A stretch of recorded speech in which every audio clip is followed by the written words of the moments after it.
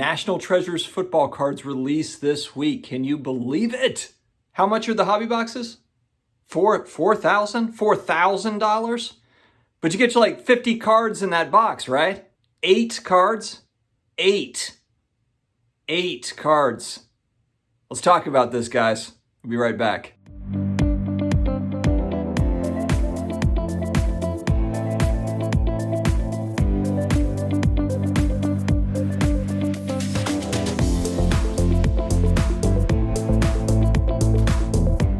Hello to all my sports card collector, investor, all my collectibles friends. Thank you very much for joining me today. Hope that everybody is doing great. We are at Thursday, believe it or not. The week is cooking. We're cooking through it. Today I'm here to talk about the release of National Treasures football this week. I'm excited about it.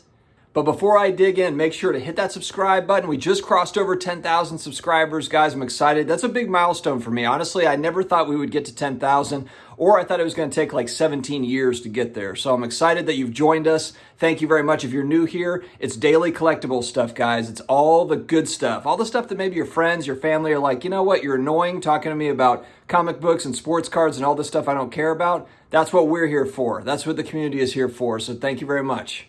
Okay, let's dig into this beautiful card set. Honestly, I was looking at the pictures on Cardboard Connection, and this set is wicked looking. I mean, it's awesome.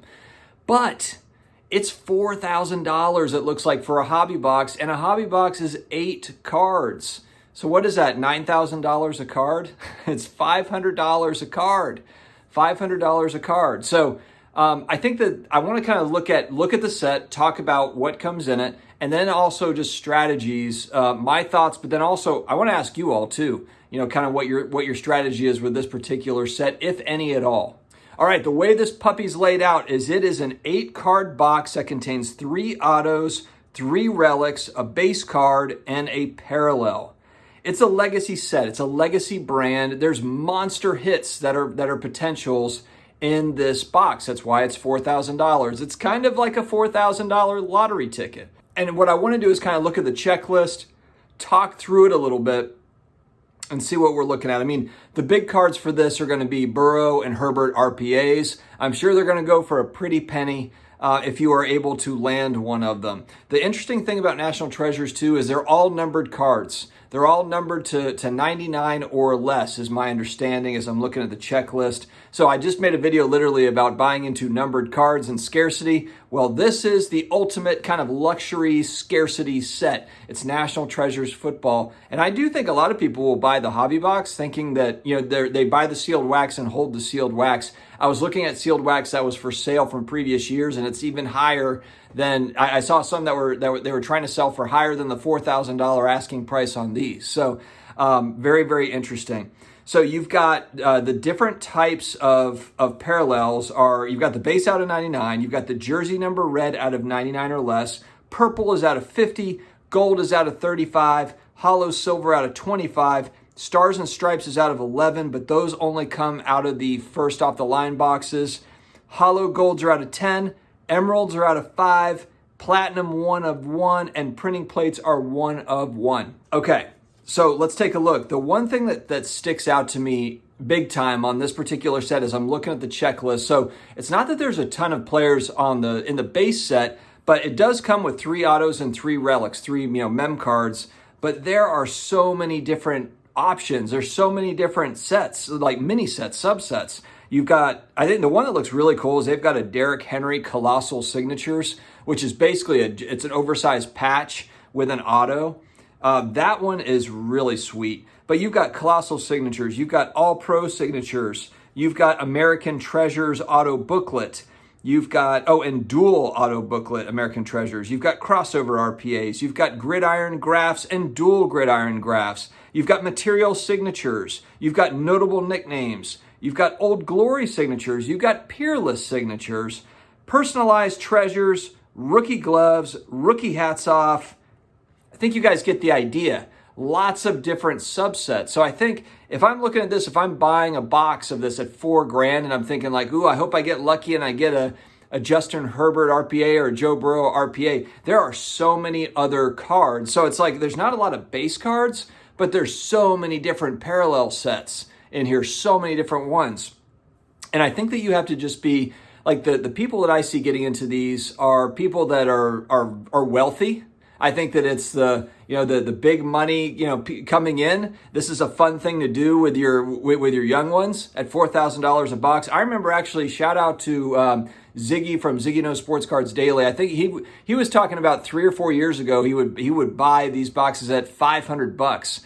Nowadays, this box at $500, I would buy one. I'm just an average Joe, whatever. But $500 it's a great value compared to what we have today. So $4,000 is a chunk of change. And I think the big question is, you're either wealthy and you just think it's going to be fun to do with your kids, to do with your young ones, or you're wealthy and you're a big time collector too. I think there's also a segment of collectors that have money and they have high-end money for this stuff. So they're like, hey, look, I don't care if it's a Joe Montana, auto that I get, or if it's a Herbert RPA. I just love these cards. I don't mind paying $4,000 for a box. And I think it's that group. There's probably also people that are looking to get into breaks on it, and try to just maybe. And I don't know, on a $4,000 box, I don't know what's the in price. How much does it cost to get in on a break? I have to assume it's expensive. And I was thinking too, would you rather have 2 boxes of National Treasures football at $8,000 or 4 hobby boxes of Prism basketball for $8,000? It's kind of an interesting debate. Obviously, it comes down to, are you a football fan or are you a basketball fan? But there's monster cards in each of those, but the National Treasures, there's some serious monster cards in that. If you're looking at an $8,000 gamble, so I'm asking you all, would you rather have 4 hobby boxes of Prism basketball, assuming you collect both sports, or 2 National Treasures boxes, 16 cards in the National Treasures box? But maybe you're into either one. I would like to hear. And now, look, if you don't like football cards, then it's not a question for you. All right, but if you're someone that likes both of these things, I'd like to hear. If you just had that money, someone was like, "Hey, I'm going to give you $8,000, and you can only spend it on these 2 sets. You either get, these are your 2 options. It's free money, but you can only get these 2. What would you do? Put it in the comments." The big one here for me is opportunity cost. That's just such a lot of money for a hobby box. I'm sure the thrill of being able to open one would be amazing. I would probably be shaking like a leaf if I was trying to open one of those, if I bought one. But there's just so much else you can do with $4,000. And I took a look. What I did is I actually went on to eBay and I looked at 2019 National Treasures, and I randomly just looked up Baker Mayfield. I like Baker. He's one of the guys. I don't have a lot of his cards left anymore, but I do like Baker Mayfield as a prospect. My in-laws are huge Browns fans, so I'm like a de facto kind of, my default on my AFC team is the Browns. I root for them. They just picked up Jadeveon Clowney too to add to their pass rush. If he can be healthy, that's kind of a big deal. But anyway, besides the point. I was looking at some of his mem cards just to kind of get an idea, like, what do these cost? What are these patch cards, and I was looking at ones that are out of 49, ones that are out of 99, and there was Baker Mayfield cards from last year's set that were $25, $50 raw. Now, I'm sure if you get them graded, they're probably more than that, I would assume, but it was a little bit surprising to me that they would be that low. You would think that, at that price point that every card's got kind of a somewhat of a floor, but not really. I mean, those cards, maybe the floor is $25 a card roughly for National Treasures just because of the quality.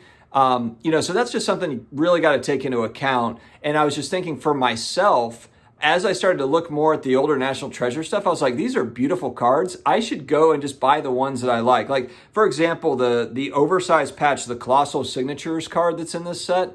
There might be a Breeze one or something. I'm a big Saints fan. There might be like a certain player. The Derrick Henry patch they've got in there was wicked. I mean, the cards are awesome, but I'm just wondering, like, in 6 months, 9 months, can I get that card for $50? That might be, just for PC purposes. So I was looking at that. This kind of opened my eyes to like National Treasures PC options. And I might kind of take a stab at some of that stuff. So guys, let me know what you think about National Treasures. I've also tried to put up some pictures here throughout the video to show you kind of what they look like. Shout out to Cardboard Connection. They're always fantastic, kind of giving previews of different sets, some data on the different sets. They're awesome. So definitely check out that site. And you can also order hobby boxes through them as well and other things. They've got links to product to help support their website because they give such great information. But guys, thank you very much for joining me here for this video. Have an amazing day. We'll talk to you later.